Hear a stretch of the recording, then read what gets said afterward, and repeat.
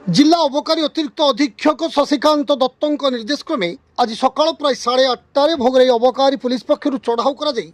तालसारी सामुद्रिक थाना अंतर्गत Talsari रास्तारू 80 gram brown sugar सहित